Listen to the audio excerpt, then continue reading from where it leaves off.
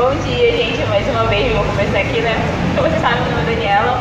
Então eu vou falar um pouco sobre esse complexo, tanto do mercado como era da feira, que antes era ao lado ao mercado e agora está na parte externa, né? Primeiramente vamos falar desse contexto do mercado. O mercado, ele surge no período, como a professora já iniciou lá, sobre essa contextualização do bairro do Marizal. Ele surge no século XIX e o professor já ressaltou com essa característica de um bairro negro, de imigrantes, realmente de uma classe baixa, que vem ali no período da Belle Époque, no boom, e na valorização do solo ali do centro histórico, que hoje corresponde a Campina e a Cidade Velha e o seu entorno, que seria o Reduto. As pessoas, elas são obrigadas a sair de lá justamente por essa valorização do solo e não podendo se manter ali. Então o bairro, ele começa a ser ocupado nesse período. O mercado, em questão cartográfica, há fotos do que ele surgiu justamente nesse contexto, século XIX. Século XIX, então, em 1930, ele começa a ser construído justamente para atender essa demanda de mercado, para atender os bairros ao entorno. Porém, essa construção é efetivada apenas em 1943, é inaugurada. E nesse período o mercado, ele tem essa questão dessa setorização, tipo, era a questão de atender a questão da farinha, das frutas e dos lanches. E anteriormente, a feira, que hoje os trabalhadores eles se compram aqui dentro do mercado, era ao lado externo ao mercado. O mercado, ele passou nesse período por 3 reformas, uma em 1965, uma em 1990 e a última, mais recente, que foi entregue ano passado. Então os feirantes, eles vieram por parte de dentro. Hoje, como vocês podem perceber, a gente entrou ainda continua nessa questão de setorização. E a feira, ela passou a ser por dentro, e a feira, ela surgiu nesse contexto posterior ao mercado. A feira, que se encontrava ao lado, ela antes foi ali na 14, em frente à Santa Casa, onde hoje é o Líder, e depois veio aí pro lado, pela parte externa do mercado, e agora está aqui na parte interna. Hoje a feira... São Paulo. Agora, e aí tem esse contexto do mercado, e aí falando um pouco disso, eu vou ressaltar um pouco sobre essa.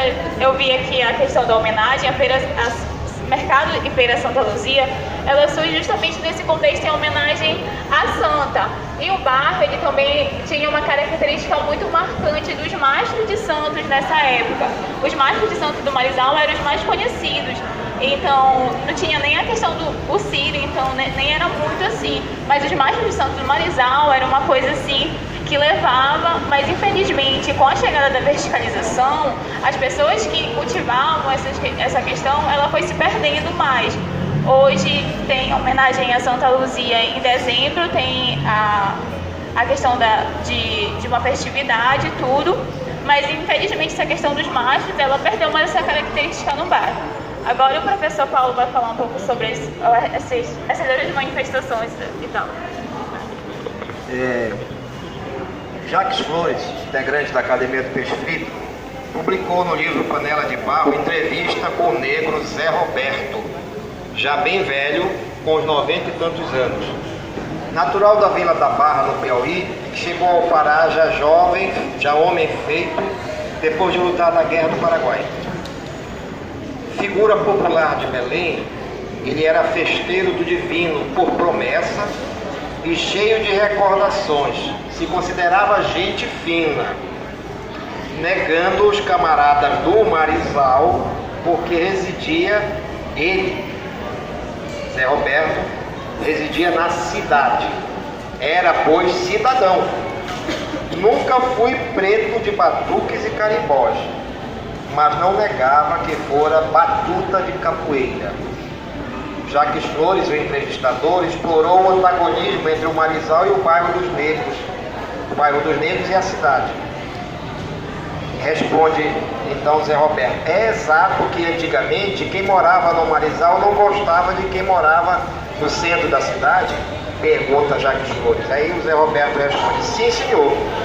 No Marizal era a de os cidadãos, e arrematava: eu morava na rua São Vicente, hoje Paz de Carvalho, e era cidadão, e cidadão do Marizá era veneno.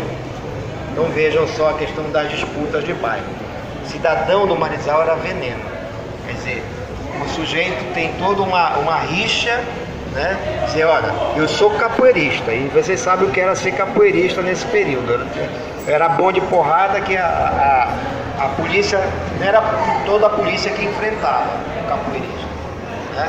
Mas ele nunca foi de carimbó nem de batuque. Dizia, olha, eu sou de capoeira, mas agora ele também era festeiro de divino. E ela falou disso, né? As festas do Marizal eram as festas das mais características, rivalizavam com o telégrafo, rivalizavam com jurunas, né? E aqui, nesse espaço, vocês estão vendo lá a imagem de Santa Luzia, a maior, né?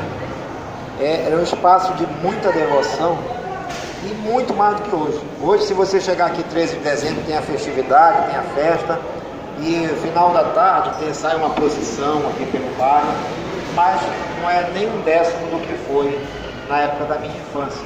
Na parte externa, onde vocês veem esse prédio horroroso que foi construído aí, uma coisa ridícula, né? Havia um quiosque exatamente igual àquele que há na Feira do Açaí, né? Havia bem aqui. E era de propriedade, era arrendado por um português, seu José. E o seu José, muito gordo, ele andava sempre com uma arma sentada aqui, porque os desordeiros da cachaça, quando eles se emocionavam, o seu José atirava para cima. Bem, a despeito dessa penúltima reforma, a despeito dessa questão, destruíram o quiosque. Então a gente vai acabar com a violência, mata a doença e mata também o doente. Destruíram o quiosque e agora nessa reforma foi construído esse prédio muito feio aí. Mas aí fora havia, por exemplo, a questão das brincadeiras para as crianças de Santa Luzia. Eu participava, essa história do mastro, do pau de sebo, nunca fui bom, mas de vez em quando a gente quebrava uns potes por aí. Então havia o quebra-pote, havia as brincadeiras que aconteciam aqui fora. Então esse pedaço aqui era um pedaço de muita vida social e cultural, muito forte. E a feira já chegou a invadir, era tão grande que chegou a invadir aqui do lado de lá, Bernardo Couto, antes de chegar ali onde hoje a gente vê a entrada da Santa Casa, né, a feira se estendia até lá. Depois foi retirada porque realmente ela estava atrapalhando a questão do transporte, do ir e vir dos carros, né? Então, muito forte a minha memória de infância com esse mercado. As duas imagens são de Santa Luzia, porque a imagem de Santa Luzia é característica por ela segurar com a mão esquerda dois olhinhos. E a imagem menor está com essa posição de quem segura algo, porque Santa Luzia é padroeira justamente da vista, dos olhos. Porque ela foi martirizada e foram arrancados os olhos de Santa Luzia, que ela não queria negar a fé. E esses olhos, as pessoas às vezes perguntam, olha que imagem é essa que tem dois carocinhos? Não são carocinhos, são dois olhos, os olhos da própria santa. E ela está com a posição, a menor inclusive, de quem carrega algo.